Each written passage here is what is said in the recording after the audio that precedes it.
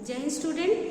बच्चों, व्याकरण के अंतर्गत पिछली कक्षा में हमने जाना था कि संचार किसे कहते हैं, जनसंचार किसे कहते हैं और संचार को पूरा की प्रक्रिया को पूरा करने के लिए किन किन तत्वों की आवश्यकता होती है। ठीक है, आज की कक्षा में हम पढ़ेंगे कि संचार कितने प्रकार से होता है, यानी संचार किसे कहते हैं, कम्युनिकेशन को कहते हैं। एक दूसरे तक बातचीत को, भावनाओं को, विचारों को, सूचनाओं को और संदेश को पहुंचाने की जो प्रक्रिया होती है उसे ही हम हिंदी भाषा में क्या कहते हैं, संचार कहते हैं। तो संचार कितने प्रकार का होता है ये आज हम जानेंगे। सबसे पहला है सांकेतिक। ठीक है, सांकेतिक संचार,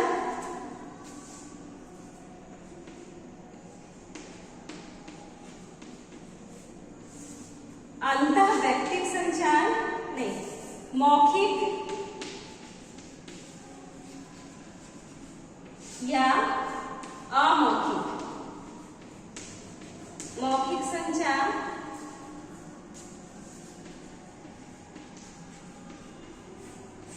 इसके पश्चात है आपका अंतःवैयक्तिक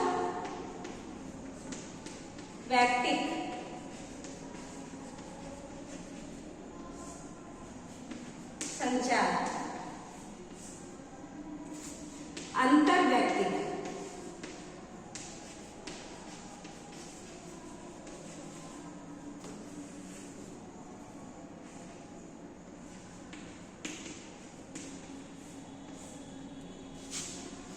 समूह संचार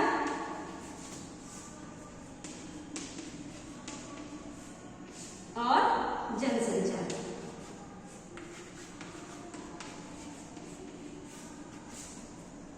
ठीक है, संचार के प्रकार के अंतर्गत सबसे पहले हमारा आता है बच्चों सांकेतिक संचार। तो सांकेतिक संचार बेटा किसे कहते हैं, जब कोई व्यक्ति, ठीक है, अपनी भावनाओं को, विचारों को या सूचनाओं को संदेश यानी इशारों के माध्यम से दूसरों तक पहुंचाता है तो उसे हम क्या कहते हैं, सांकेतिक संचार। जैसे जब आपने देखा होगा कि जो ट्रैफिक पुलिस होती है वो यातायात का संचालन कैसे करते हैं, वे कुछ इशारों के माध्यम से, हाथ से दाएं बाएं, इस इशारों के माध्यम से वो क्या करते हैं, यातायात का संचालन करते हैं। इसके पश्चात आपने देखा होगा मूक बधिर जो होते हैं वो लोग कैसे करते हैं संचार, वे लोग भी इशारों के माध्यम से, उनके लिए जो कोड निर्धारित होता है, जो संकेत निर्धारित होते हैं, उनके माध्यम से वो अपना संचार करते हैं। दूसरा प्रकार है मौखिक या अमौखिक संचार। मैंने आपको बताया था बेटा कि संचार क्या है, संचार जीवन की निशानी है, यानी व्यक्ति जन्म से लेकर के मृत्यु पर्यंत संचार करता ही रहता है, यानी संचार की प्रक्रिया में संलग्न रहता है।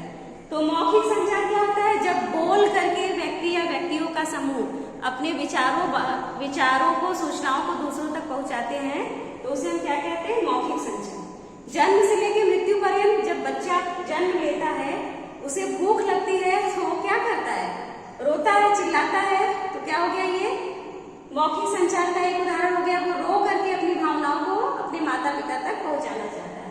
अमौखिक प्रकार का संचार क्या है, व्यक्ति अकेला भी होता है तो भी वो संचार करता रहता है। कैसे, जैसे व्यक्ति कोई बहुत ज्यादा दुख है, तकलीफ है, तो उसके चेहरे पर वो विषाद की रेखाएं झलकने लगती हैं। ठीक है, बहुत व्यक्ति प्रसन्न होता है तो उसके चेहरे पर प्रसन्नता का भाव होता है।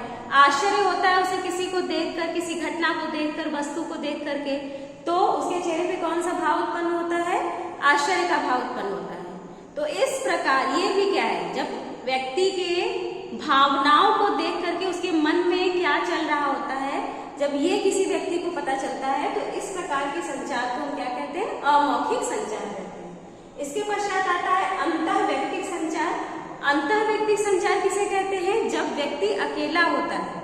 ठीक है, मस्तिष्क क्या है व्यक्ति का, हमेशा क्रियाशील होता है, अर्थात निरंतर हमारे दिमाग में कुछ न कुछ चलता रहता है। हम जब अकेले होते हैं तो भी हमारे मन मस्तिष्क में कोई न कोई सोच, कोई न कोई विचारधारा चलती रहती है। तो इस तरह से जब व्यक्ति अकेला होता है, उसके मन में कोई विचार, सूचना, भावनाएं जब चलती रहती हैं, तो इस प्रकार की जो संचार की प्रक्रिया होती है उसे हम क्या कहते हैं, अंतःवैयक्तिक संचार। इसीलिए तो कहा गया है कि संचार जो है जीवन की निशानी है। जब व्यक्ति मृत्यु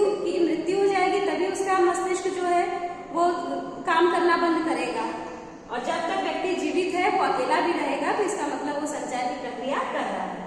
फिर होता है आपका अंतरवैयक्तिक, ठीक है, जब दो व्यक्ति आपस में सूचनाओं और भावनाओं का आदान प्रदान करते हैं, तो इस प्रकार की संचार को क्या कहते हैं? जब आप अपने दोस्त से बात करते हो या शिक्षक से बात करते हो जा करके, तो इस तरह के संचार को हम क्या कहते हैं?